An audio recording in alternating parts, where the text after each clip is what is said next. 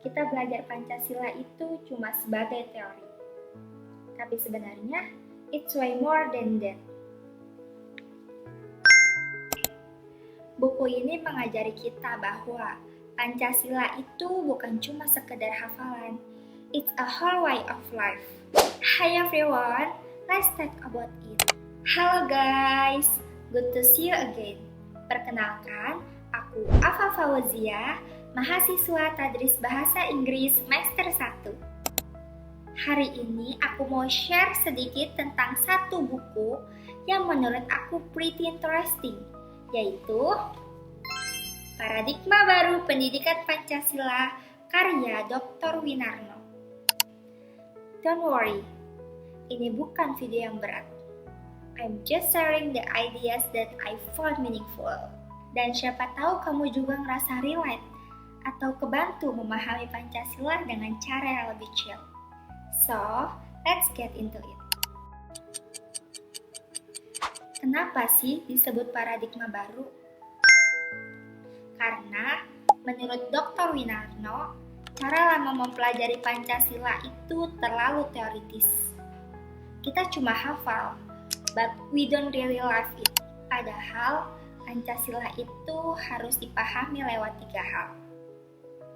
Knowing, doing, and wielding. Knowing, kita ngerti konsepnya. Doing, kita praktekin dalam kehidupan kita sehari-hari. Wielding, kita ikut membangun masyarakat yang berlandaskan Pancasila. So, it's not just a subject, it's a living philosophy. Buku ini menjelaskan tentang Pancasila dari berbagai sisi, tapi semuanya dijelaskan dengan cara yang lebih simpel dan dekat dengan kehidupan kita sebagai mahasiswa. Seperti sejarah lahirnya Pancasila, Pancasila sebagai dasar negara, sebagai ideologi, sebagai filsafat dan etika hidup, dan Pancasila sebagai dasar pengembangan ilmu pengetahuan.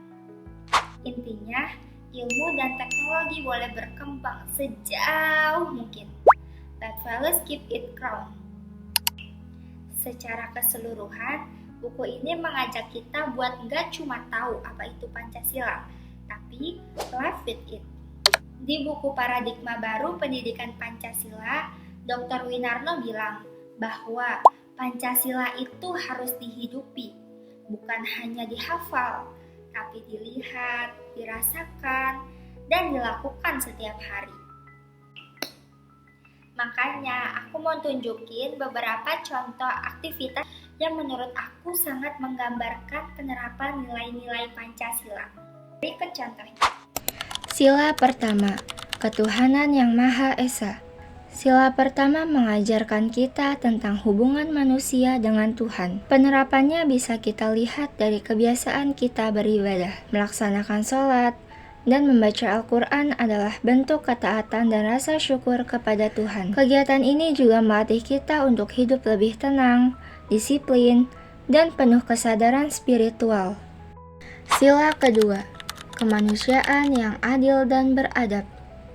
Sila kedua berbicara tentang kemanusiaan, empati, dan sikap saling peduli. Nilai ini bisa diterapkan dengan cara sederhana, seperti membantu orang tua. Membantu pekerjaan rumah bukan hanya soal tugas, tapi juga bentuk tanggung jawab, rasa hormat, dan kepedulian terhadap anggota keluarga. Sila ketiga, persatuan Indonesia. Sila ketiga mengajarkan tentang persatuan. Di lingkungan rumah, persatuan bisa terlihat melalui kegiatan gotong royong bersama keluarga. Saat semua anggota keluarga bekerja sama, saling membantu tanpa membedakan peran. Itu menunjukkan bahwa persatuan dimulai dari hal-hal kecil di rumah. Sila keempat, kerakyatan yang dipimpin oleh hikmat, kebijaksanaan dalam permusyawaratan perwakilan. Sila keempat menekankan pentingnya musyawarah dalam mengambil keputusan. Di keluarga, hal ini bisa diterapkan melalui diskusi bersama. Misalnya, saat menentukan tujuan liburan, setiap anggota keluarga diberi kesempatan untuk menyampaikan pendapat dan keputusan diambil secara bersama-sama. Sila kelima, keadilan sosial bagi seluruh rakyat Indonesia. Sila kelima berbicara tentang keadilan sosial dan kepedulian terhadap sesama. Di lingkungan rumah, nilai ini bisa diterapkan dengan berbagi ilmu dan membantu orang lain. Mengajari anak-anak membaca dan menulis adalah bentuk kepedulian agar semua orang memiliki kesempatan belajar yang sama.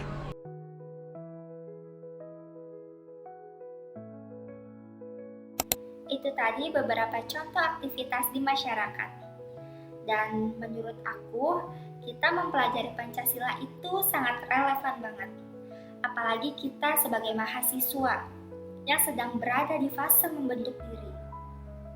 Kita hidup di zaman yang cepat banget berubah. Teknologi, sosial, semuanya dinamis. Maka dari itu, Pancasila bisa menjadi akyur atau pegangan kita agar hidup kita tidak terbawa dengan hal-hal yang aneh.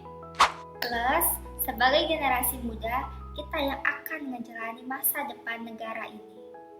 So, having a strong value foundation is actually pretty helpful. So ya, itu tadi sedikit cerita aku tentang buku Paradigma Baru Pendidikan Pancasila karya Dr. Winarno. Intinya, Pancasila itu bukan sekedar hafalan, but a guide to live in your life. Knowing, doing, and building. Menurut aku, bukunya simple dan memiliki banyak makna. Dan somehow membuat kita melihat Pancasila itu dari sisi yang lebih dekat sama diri kita sendiri. Thank you so much for staying with me till the end. If you enjoy this video, feel free to leave a like or a comment. I'd love to hear your thoughts. See you in the next one. Stay kind, stay strong, and keep growing in your own pace. Bye everyone! 1, 2, 3, rolling action. Itu kata aku, Bang. Ya, udah serius ah. Mau nikah di mana? Ayo.